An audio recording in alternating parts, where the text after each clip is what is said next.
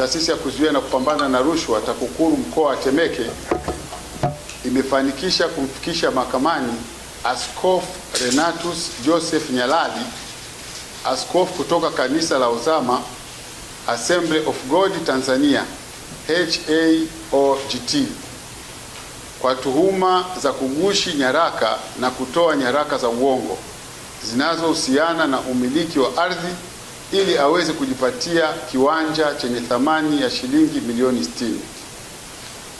Hatua hiyo imechukuliwa kufuatia uchunguzi wa kina uliofanywa na TAKUKURU baada ya kupokea taarifa kutoka kwa mmoja wa warithi na msimamizi wa mirathi ya marehemu Ali Hamad Hilal.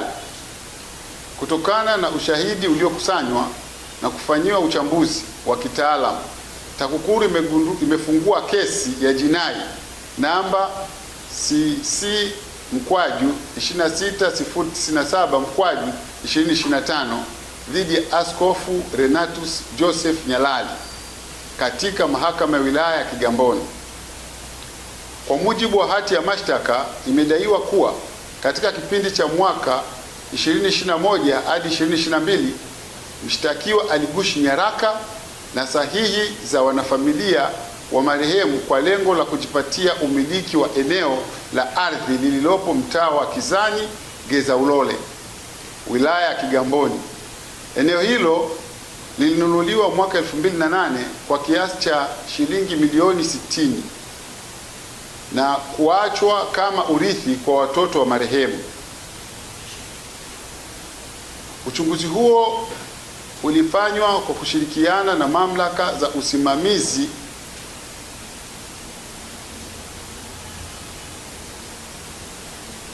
Imedaiwa pia kuwa mshtakiwa alitumiwa mwanya kuaminiwa na familia ya marehemu kuandaa nyaraka za uwakilishi power of attorney kwa njia isiyo halali. Nyaraka hizo zilidaiwa kutumika kupima eneo hilo na kuligawa katika viwanja 9 ambavyo baadaye vilikuwa vikiuzwa kwa watu mbalimbali kwa kutumia majina na sahihi za kugushi za wanafamilia. Aidha, uchunguzi umebaini kuwa katika baadhi ya viwanja hivyo mtuhumiwa alijiorodhesha mwenyewe kama mmiliki halali. Uchunguzi huo ulifanywa kwa kushirikiana na mamlaka za usimamizi wa ardhi kwa kuzingatia vifungu vya 333, 335A, 337 vya sheria ya kanuni ya adhabu vinavyohusu makosa ya kugushi pamoja na kifungu cha 342 kinachohusu uwasilishaji wa nyaraka za uongo. TAKUKURU inaendelea kutekeleza majukumu yake kwa mujibu wa sheria kwa kushirikiana na vyombo vingine vya dola na itaendelea kuchukua hatua stahiki dhidi ya vitendo vyote vya rushwa, udanganyifu na uhalifu wa aina yoyote bila kuzingatia hadhi au nafasi ya mhusika kwa lengo la kulinda maslahi ya umma na misingi ya haki. Uchunguzi na mashtaka.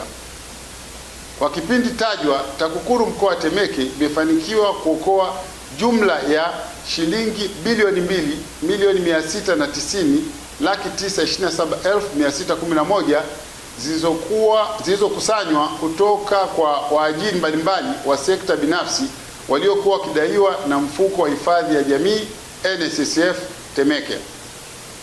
Waajiri hao kwa sababu mbalimbali walikuwa hawawasilishi michango yao kwenye mfuko wa NSSF. Jambo hili lilisababisha madeni kuongezeka na kuhatarisha upatikanaji wa stahiki za wanachama pamoja na kuathiri utekelezaji wa majukumu ya mfuko. Aidha, jumla ya malalamiko 48 yalipokelewa kwa kipindi hicho, jambo linaloonyesha kuongezeka kwa uelewa na imani ya wananchi kwa TAKUKURU.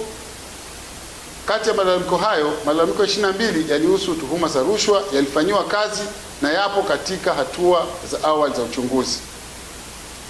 Malalamiko 26 ambayo hayakuhusu rushwa, malalamiko hayo yaliwasilishwa kwa idara husika kwa ajili ya kufanyiwa kazi, hatua inayosaidia kuhakikisha changamoto za wananchi zinapatiwa ufumbuzi stahiki na kwa wakati.